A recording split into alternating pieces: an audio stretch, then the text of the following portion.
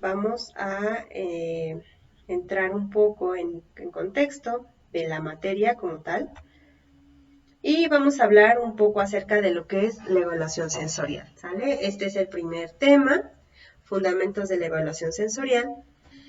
Y bueno, esta es la definición como más común que existe.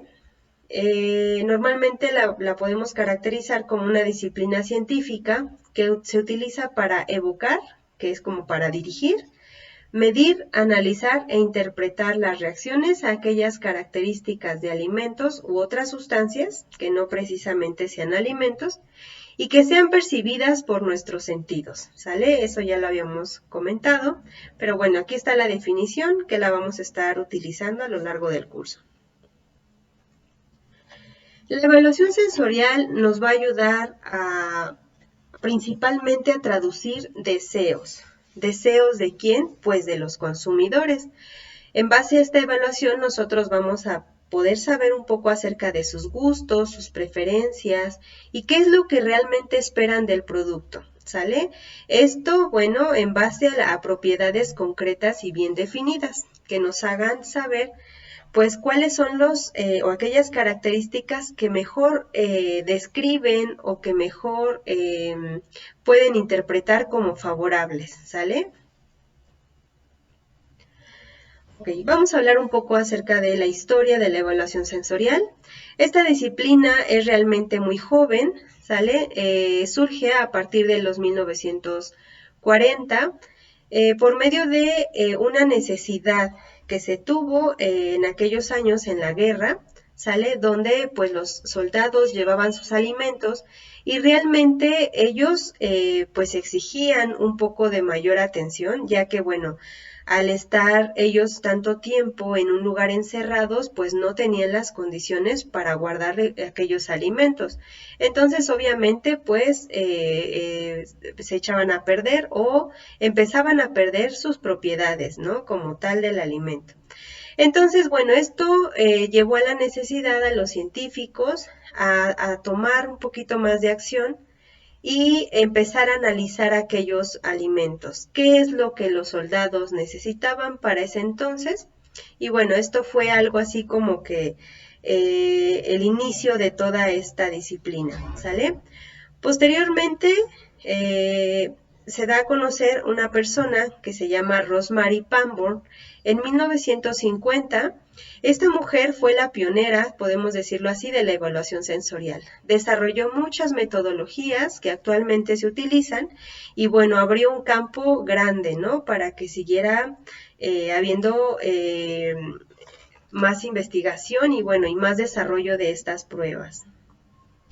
El primer libro que se creó de evaluación sensorial fue escrito en 1957 por Tilner y el segundo fue escrito en japonés en 1962. Posteriormente, en 1965, Rosemary Pamborn también escribió su libro de evaluación sensorial, ¿sale? Entonces, bueno, como pueden ver, no es como una disciplina muy nueva. Sin embargo, actualmente se han desarrollado muchas metodologías que han venido a sustituir metodologías anteriores, bueno, con el objetivo de principalmente hacerlas un poco más explícitas, más implícitas, ¿sale? Que tuvieran una mejor interpretación y bueno, sobre todo acortar los tiempos del análisis, ya que en ese entonces las evaluaciones que se hacían pues eran muy largas. Ahora las que hacemos, bueno, hay métodos rápidos que podemos utilizar y podemos obtener resultados realmente favorables, muy comparables con aquellas metodologías largas que se utilizaban en ese entonces. Los europeos empezaron a utilizar estas metodologías principalmente. Sin embargo, en la actualidad ya hay mucha difusión de esta disciplina y bueno, por ejemplo, ahora en América Latina se realizó el año pasado el primer congreso internacional, pero aquí en América Latina, llamado el SENS LATAM. Entonces, bueno, en este congreso se presentaron muchos de los investigadores actuales, muy jóvenes y de todo tipo, ¿no? Que han podido hacer investigación sensorial y que hay una una relación muy importante con muchos países y bueno, se están haciendo cosas muy padres, ¿no? Entre América Latina y entre otros países. Entonces, bueno, aquí en México también ya ha crecido bastante y cada vez hay mucho más información acerca de esta disciplina, ¿sale? Debido a que, bueno, son técnicas realmente que aportan mucha información acerca del alimento. Entonces, bueno, es muy importante conocer más o menos cómo ha ido evolucionando esto y, bueno, saber que actualmente aquí en México y en América Latina ya se aplica. ¿Cuáles son los objetivos de la evaluación sensorial? Yo les comentaba en la clase anterior que la principal o el principal objetivo de la evaluación sensorial lo vamos a enfocar en alimentos. Sin embargo, la evaluación sensorial se puede aplicar a varios productos, ¿sale? En este caso, una de las más importantes es la caracterización de los alimentos. ¿Qué es realmente una caracterización de alimentos? Bueno, podemos caracterizar o buscar aquellas características que definan al producto, como es el color, olor, aroma, sabor y textura de un alimento, ¿sale? Entonces, bueno, esto es en el caso de los alimentos. Por otro lado, otro de los objetivos también importantes en la evaluación sensorial es proponer indicadores y metodologías para el control de calidad. Nosotros, al evaluar un producto de forma visual, ya una vez que tenemos el producto en boca, podemos determinar si realmente ese producto cubre las características para poderlo considerar como de calidad, ¿sale? Entonces, nosotros de alguna forma somos la herramienta para poder evaluar la calidad de los alimentos en base a nuestros sentidos, ¿ok? Otro de los objetivos también es de la evaluación sensorial, bueno, se aplica en el desarrollo e innovación de nuevos productos. Por ahí les comentaba que hay que tener mucho cuidado al momento de desarrollar nuevas formulaciones o de querer innovar en productos porque siempre hay que apegarnos a lo que el consumidor ya conoce como ese producto. No podemos crear productos que salgan muy o que estén muy alejados de la realidad del producto original. Entonces, para innovar un producto, aparte de tener que cubrir varias normas que están estandarizadas propias del producto, es importante hacer una evaluación sensorial. ¿Por qué? Porque aquí lo más importante es que realmente el producto agrade al consumidor. Si agrada al consumidor, puede ser una garantía de que ese producto se venda. Si no, probablemente pues no. Y no se pueda posicionar o competir con los productos que ya están en el mercado. De ahí la importancia también de aplicar la evaluación sensorial. Otro aspecto en el que podemos aplicar la evaluación sensorial es al momento de estimar la vida de anaquel. ¿Sale? Aquí, por ejemplo, nos podemos apoyar de varios análisis instrumentales para determinar si el cambio que hay en un determinado periodo de almacenamiento tiene algún efecto o algún impacto en la calidad de ese producto. Sin embargo, bueno, nosotros como consumidores somos los especialistas en determinar si ese largo tiempo o si las condiciones a las que fue almacenada el producto afectan de alguna forma la calidad, ¿sale? Entonces, nosotros como jueces tenemos esa habilidad, ¿sale? Solo que, bueno, obviamente se tiene que desarrollar. Nosotros, si somos consumidores habituales, en este caso de manzanas, podremos determinar si ese lapso no sé, digamos, de almacenamiento tuvo un impacto o un efecto en su calidad, por ejemplo, de la cáscara, ¿sale? Otro de los objetivos o de las aplicaciones que tiene la evaluación sensorial es en el rediseño y reformulación de procesos y de productos. Nosotros no podemos cambiar así de buenas a primeras ni la formulación ni el proceso, porque esos cambios se van a ver reflejados en el producto final. Sin embargo, si tenemos una forma de estandarizarlo o de asegurar que ese proceso no va a cambiar o no va a afectar tanto a nuestro alimento, probablemente se pueda hacer. Lo mismo una reformulación. Hay veces que queremos hacer reducciones de algún compuesto, ¿no? Por ejemplo, de azúcar y grasa, como les comentaba, que es muy común en alimentos actuales, ¿no? Sin embargo, esa reducción va a crear un impacto a nivel estructural y por lo tanto en la textura del alimento. Es importante hacer análisis instrumentales para ver qué tanto afectó esa reducción, por ejemplo, en una reformulación de un alimento, pero lo más importante es saber si el consumidor o el juez en este caso está detectando esas diferencias. Si las diferencias son muy grandes a lo que el producto normalmente ofrecía, vamos a tener serios problemas y por lo tanto tal vez no se pueda adquirir al final ese producto, no guste al consumidor. Entonces, de aquí la importancia de la evaluación sensorial cuando tenemos un rediseño o una reformulación de proceso o de producto, ¿sale? Y bueno, en lo más importante de todo, ¿sale? Que podemos utilizar o que se enfoca la evaluación sensorial es en encontrar la fórmula que agrada al consumidor. Ese es como que la cúspide de todo esto, que encontremos las condiciones, las características que al consumidor le agrade, pues finalmente él es el que nos va a consumir el producto. De ahí la importancia, ¿sale?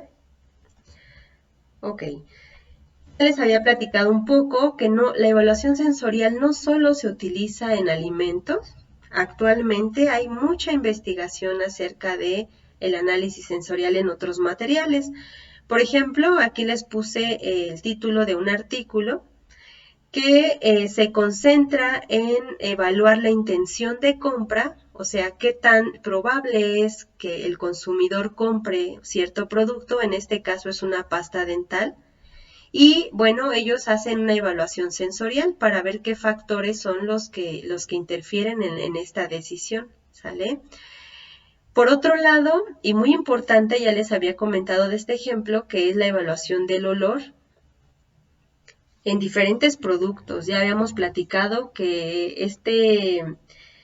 esta forma de jalar a la gente, de interactuar con la gente es muy acertada de alguna forma, porque nosotros de alguna forma tenemos relación directa entre las sensaciones que percibimos por medio del olfato y nuestro cerebro.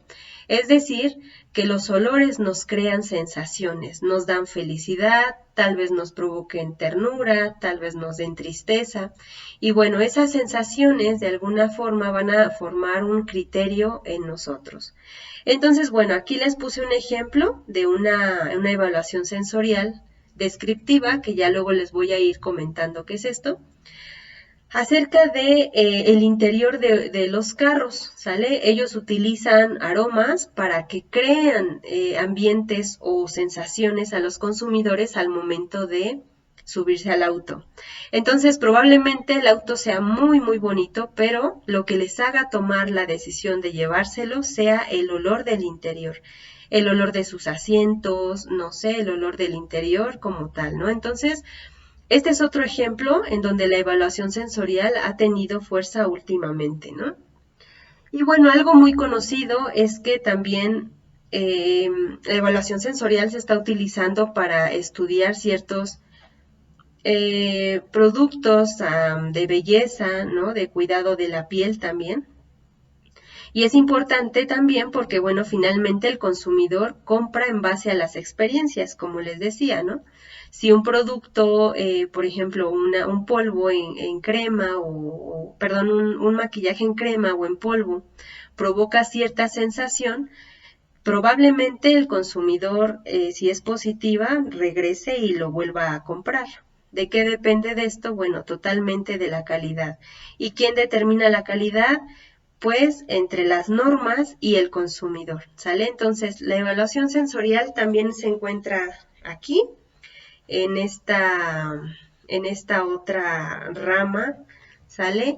Entonces, bueno, estos son algunos de los ejemplos en los que la evaluación sensorial ha tomado más fuerza. Hay muchos otros materiales en los que se aplica, pero bueno, este solo es un ejemplo para que ustedes vean la variedad, ¿no?, de productos que se utilizan al evaluar, al hacer evaluación sensorial. Ok, ¿qué áreas se involucran en la evaluación sensorial? La evaluación sensorial podemos decir que es una herramienta multidisciplinaria. ¿Qué quiere decir esto? Bueno, que no solamente se conforma por su mero estudio, ¿no?, el trabajo con los jueces, sino que necesitamos de otras disciplinas o de otras áreas para poder completar finalmente nuestro trabajo. Una de las más importantes, pues, es la probabilidad y la estadística. Ya les había comentado anteriormente que todos los datos que vamos a ir recopilando, de alguna forma necesitamos interpretarlos y darles una respuesta que nosotros podamos interpretar. Sin embargo, bueno, aquí todo el análisis numérico se concentra para finalmente darle ese carácter sensorial, ¿sale? Entonces, bueno, la probabilidad estadística es una. Por otro lado, otra área que también se involucra mucho con nuestra evaluación sensorial es la psicofísica. La psicofísica más bien es una rama de la psicología y esta estudia la relación entre la magnitud de un estímulo físico. ¿Se acuerdan que habíamos platicado un poco de que era un estímulo físico? Este puede ser un estímulo que sea externo o que nos rodee, ¿sale? Y la relación entre la intensidad con la que este es percibido, ¿sale? Entonces, en pocas palabras, es la relación entre la magnitud de un estímulo o la fuerza de un estímulo y la intensidad que nosotros percibimos, ¿ok? Por otro lado, pues la fisicoquímica es una área súper importante. Acuérdense que los sentidos o las percepciones las podemos dividir o las podemos clasificar como físicas o como químicas. Son todos aquellos compuestos que van a provocar en nosotros de alguna forma una sensación que vamos a poder interpretar, ¿ok? Y bueno, otra área muy importante, ya habíamos platicado que era la mercadotecnia. Esta área esta área también involucrada en la evaluación sensorial está tomando mucha fuerza y bueno, cada vez nos voltean a ver un poquito más porque aparte de que ellos estudian perfectamente a los consumidores, conocen cómo es que ellos reaccionan ante determinadas situaciones, a veces les interesa mucho saber cuál es la percepción, ¿no?, que ellos tienen a través de sus sentidos, ¿sale? Ellos manejan, estudian muy bien el cerebro, pero últimamente pues han hecho esa correlación muy fuerte, ¿no?, entre las partes de nuestro cuerpo o nuestros sentidos y la forma en que se interpreta por medio del cerebro. Entonces la mercadotecnia es otra área que también está muy involucrada con la evaluación sensorial.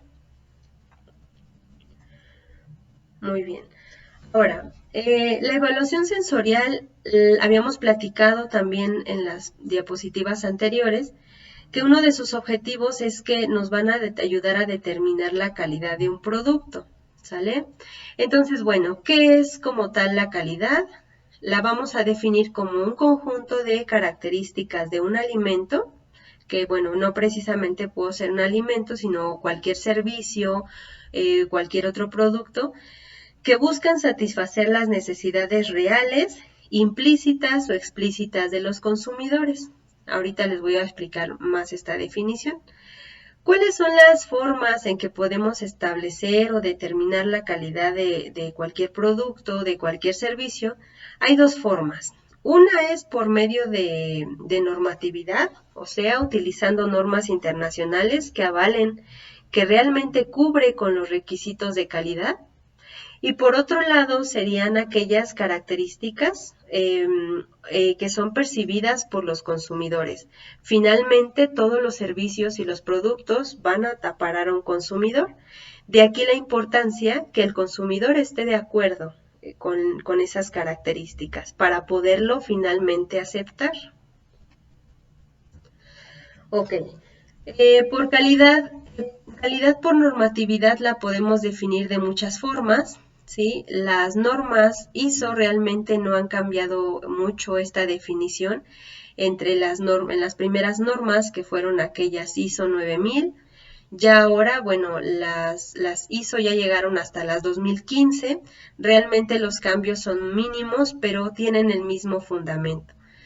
¿Sale? En base a esta referencia, la primera, que es la ISO de las ISO 9000, podemos definir que la calidad es la totalidad de rasgos y características de un producto o servicio dirigidos a satisfacer las necesidades las necesidades establecidas o implícitas.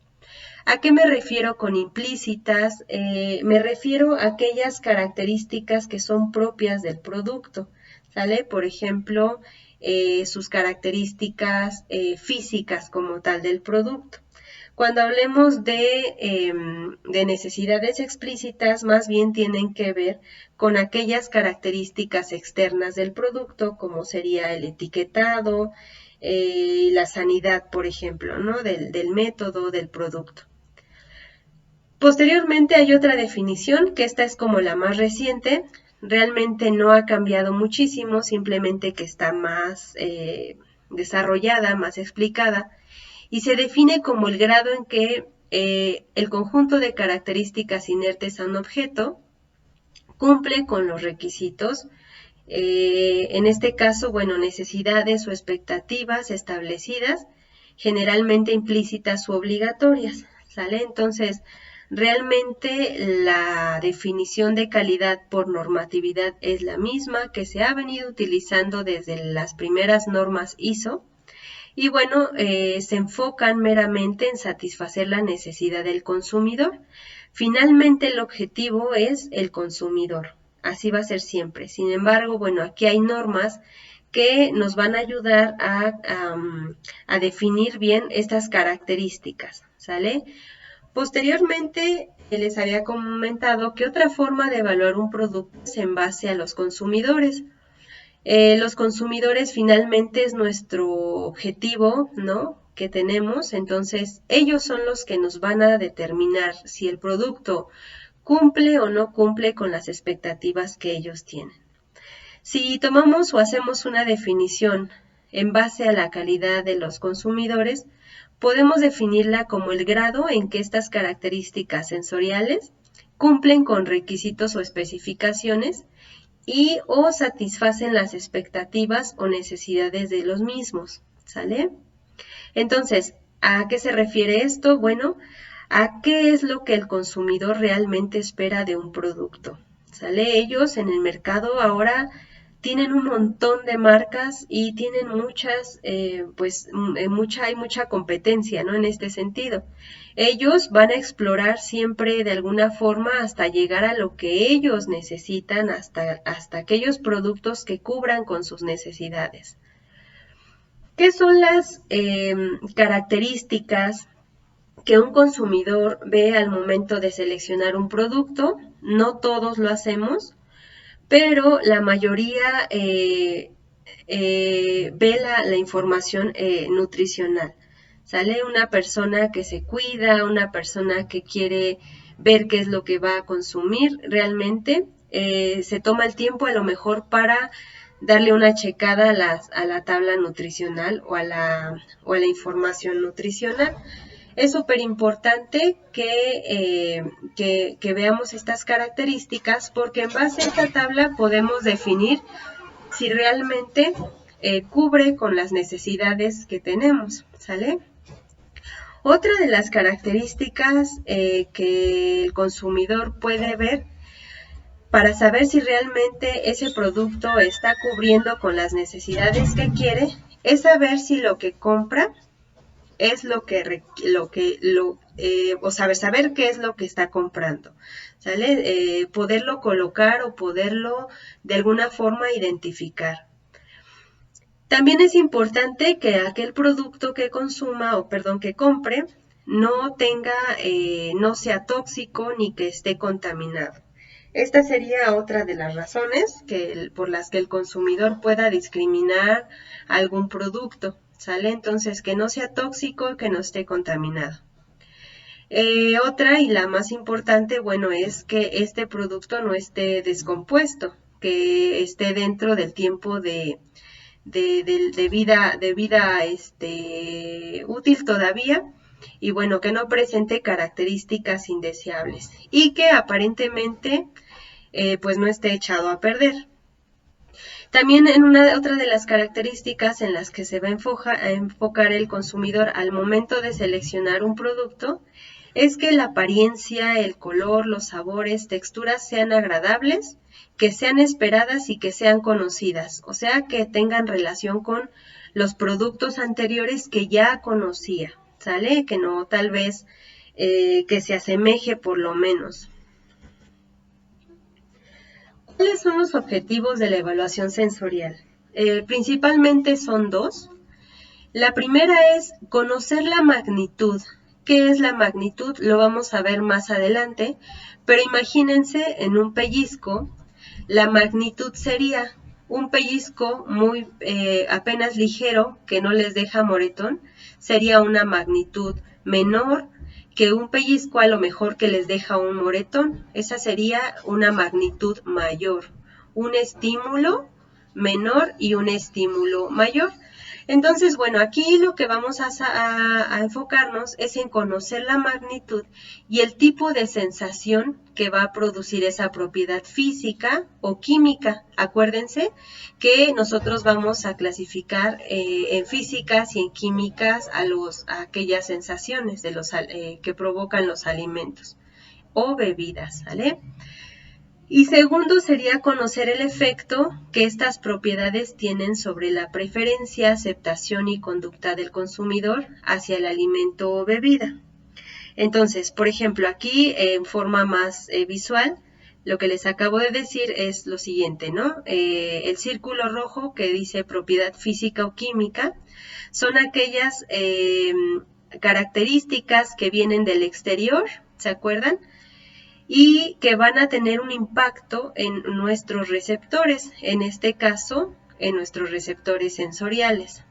Entonces, sumada la propiedad física o química con el receptor sensorial, va a provocar una sensación, ¿sale? Entonces, aquí, por ejemplo, ahí les pongo el ejemplo de dos tipos de objetivo, ¿no? Que en este caso sería intensidad y tipo de sensación. ¿Quién hace o quién quiere evaluar esto? Pues los jueces analíticos. Más adelante les voy a explicar que en la evaluación sensorial existen dos grupos grandes de jueces. Aquellos jueces que son entrenados y calibrados y que se enfocan en estudiar características muy específicas del alimento. Y por otro lado está el gran grupo, que serían los consumidores. Los consumidores son un grupo de personas más grandes, pero que no tienen ni los conocimientos, ni el entrenamiento, y mucho menos la calibración que tienen los jueces entrenados. Entonces ahí está una diferencia muy grande, ¿sale? Los dos pasan por este proceso, ¿no? La propiedad física o química llega hasta sus sentidos, hasta su receptor sensorial, y van a provocar en ellos o en los jueces, ya sea en los consumidores o en los jueces entrenados, una sensación.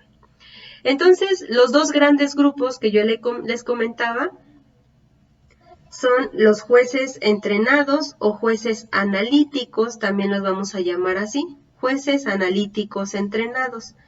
Este grupo de jueces normalmente son grupos pequeños de 10 a 20 personas que llevan un proceso de selección y de entrenamiento, ¿sale? Se hace un cuestionario o se seleccionan en base a un cuestionario que también ustedes lo van a hacer, para determinar si el juez realmente cubre con aquellas características necesarias para ser un juez analítico. Principalmente, y lo que más se pide es que tengan la disposición, que tengan esa capacidad analítica, como les comentaba, de evaluar un producto, y bueno, entre otras características que vamos a ver más adelante. Pero bueno, los jueces analíticos entrenados, entonces, que es nuestro primer grupo que vamos a ver, son personas que estudian la intensidad y el tipo de sensación que perciben. Eso lo vamos a hacer en el laboratorio.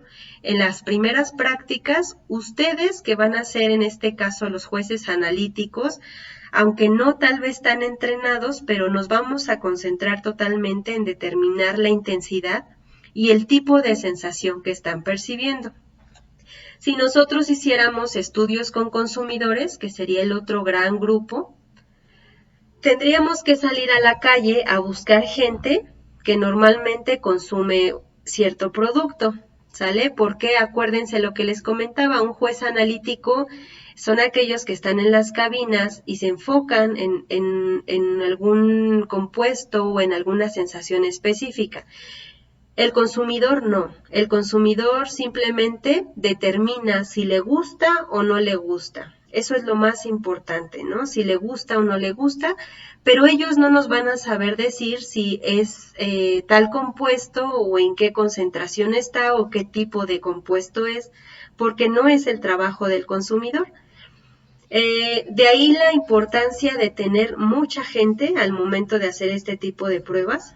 Por ejemplo, para jueces consumidores, que también les vamos a llamar jueces afectivos, acuérdense siempre, jueces afectivos o consumidores o, bueno, principalmente, a veces les llamamos también hedónicos. Vamos a utilizar grupos muy grandes de personas, de 100 a 500. ¿Por qué esta cantidad? Porque acuérdense que estas personas no tienen un entrenamiento. Entonces lo que necesitamos es que realmente la cantidad de personas que se van a evaluar tengan una semejanza en algún punto de su calificación o en su juicio, ¿sale? Entonces, como son como no están entrenados como tal, aquí dice no entrenados, ¿sí? Ellos no tienen esa capacidad analítica de un juez que sí llevó un entrenamiento riguroso. Por lo tanto, pues tenemos que incrementar el tamaño de nuestra muestra para no cometer ningún error, ¿sale? Entonces, esta sería o serían los dos tipos de grandes jueces que vamos a utilizar. Por un lado, los jueces analíticos, que llevan un entrenamiento, son pocas personas porque de alguna forma los vamos a calibrar y los vamos a estudiar. Y por otro lado, los jueces afectivos o consumidores, que no tienen ningún entrenamiento, pero le requerimos forzosamente que sea un grupo mayor para no cometer errores y poder tener resultados más certeros. Después les voy a hablar de esta parte, ¿ok?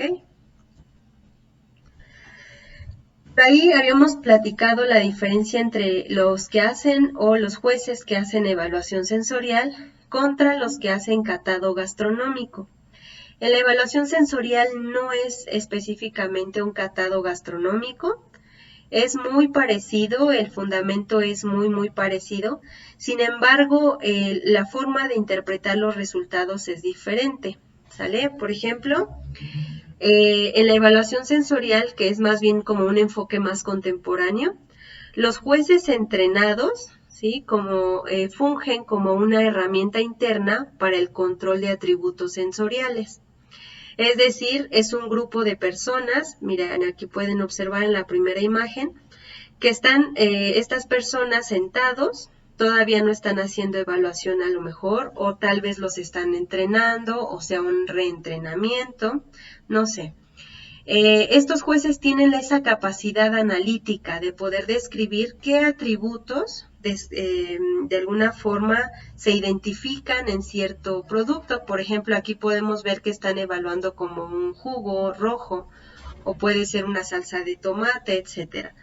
Entonces, bueno, esta es como que la imagen, ¿no?, de un panel sensorial. No siempre se utilizan todas estas herramientas o todos estos objetos como la cofia ni la bata, pero en algunos laboratorios sí son más rigurosos, ¿ok?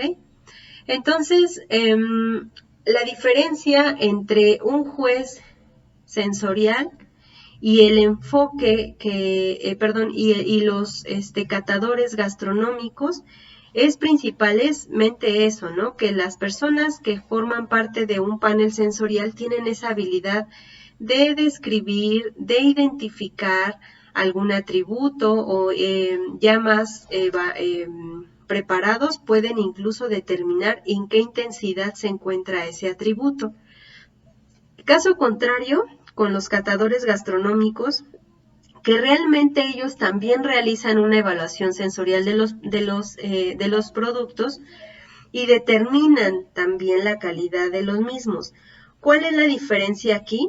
Que las decisiones que ellos toman o los juicios que ellos obtienen se basan solamente en personas o en grupos de personas muy cortos, o sea, que sean muy pocos, y en base a ese conocimiento, en base a su experiencia, toman una decisión. Entonces, bueno, aquí la única pregunta sería si realmente estos catadores o estas personas que evalúan también los atributos sensoriales son representativos de un consumidor normal. Los catadores normalmente estudian muy bien el producto que van a evaluar, son expertos catadores, pero su juicio no puede determinar, ¿no?, la aceptación total de los consumidores, pues ellos están siendo muy bien también entrenados, ¿sale? Entonces, bueno, aquí la diferencia, como les comentaba, es la capacidad analítica. Los jueces entrenados, que es lo que nosotros hacemos en la evaluación sensorial, tienen características diferentes a los que hacen catado gastronómico, ¿sale? La idea es la misma al hacer la evaluación sensorial, solamente que, bueno, las decisiones, en este caso de los catadores, giran solamente alrededor del juicio de unos pocos expertos, y eso no es representativo de nuestros consumidores. Entonces, ahí la importancia, ¿no? Entonces, no es que el catado gastronómico esté mal, no es que no tenga un fundamento, no es que los resultados que ellos obtengan son erróneos, no. Simplemente los objetivos que se tienen de un catado gastronómico son diferentes al que se tienen de un estudio sensorial o de una evaluación sensorial, ¿sale? Por otro lado, tenemos las preferencias y demandas de los consumidores que evalúan externamente con técnicas hedónicas y estudios de mercados. ¿Qué quiere decir esto? Nuestros consumidores, ¿no?, estas personas que se encuentran en el súper, no tienen conocimiento ni de intensidades, ni de atributos, ni de estímulos, nada. Ellos simplemente se basan en gustos y preferencias, ¿sale? Cuando ustedes van a un súper, no van al súper y ven, no sé, imagínense un refresco, vamos a poner una salsa de tomate, ¿no? No lo ven así a simple vista y dicen, no, pues es que este jugo se ve como que la viscosidad es mayor y probablemente se deba a la concentración de sólidos. No realmente hacemos eso, no somos tan analíticos al momento de decidir en comprar un producto. Más bien nos acercamos a decidir en aceptarlo porque cubre con alguna de nuestras necesidades, ¿sale? Entonces, para que esto quede como más claro, los jueces analíticos entrenados son la herramienta sensorial que nos van a ayudar a determinar qué atributos y en qué intensidades se encuentran en un producto.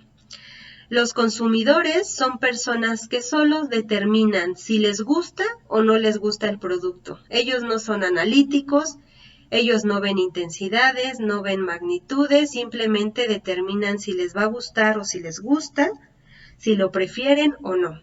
Y bueno, algo u otro tipo de análisis que son el catado gastronómico, no es que esté mal, pero aquí en la evaluación sensorial no la vamos a hacer.